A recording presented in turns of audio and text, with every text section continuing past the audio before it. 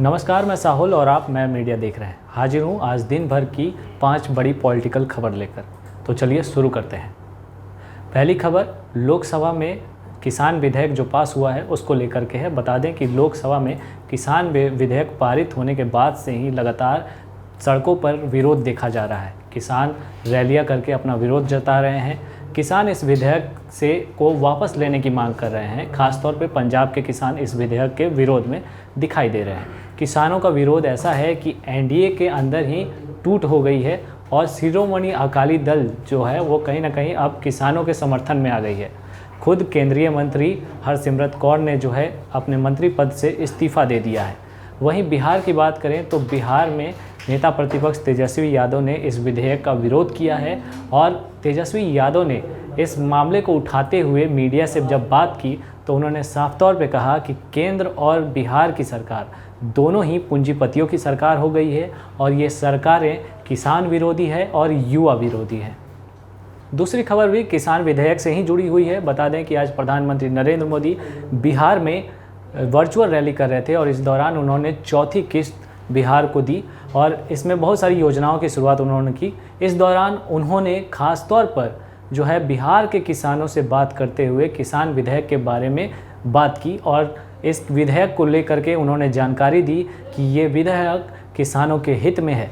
उन्होंने कहा कि जो लोग इस विधेयक का विरोध कर रहे हैं वो लोग नहीं चाहते कि किसान आगे बढ़े, प्रगति करे और उनके आय में वृद्धि हो। उन्होंने कहा कि वे लोग चाहते हैं कि किसान बिचौलियों के चंगुल में फंसा रहे और इसलिए वे लोग इस विधेयक का विरोध कर रहे हैं। बढ़ते हैं तीसरी बड़ी खबर की तरफ। तीसरी बड़ी खबर भी प्रधानमंत्री नरेंद्र मोदी के आज के वर्चुअल रैली से जुड़ी हुई है। इस रैली में उन्होंने बिहार को योजनाओं की चौथी किस्त दी। चौथी किस्त में जिस एक योजना की सबसे ज़्यादा चर्चा हो रही है वो है बिहार में हाल ही में बनकर तैयार हुए ऐतिहासिक कोसी रेल महासेतु। यानी कि प्रधानमंत्री मोदी ने आज यह महासेतु जो है इस पर हरी झंडी दिखाकर ट्रेन को रवाना किया। आपको बता दें कि इस रेल परियोजना के लिए और ख़ास तौर पे इस महासेतु के लिए लगभग 86 वर्षों का इंतजार करना पड़ा है।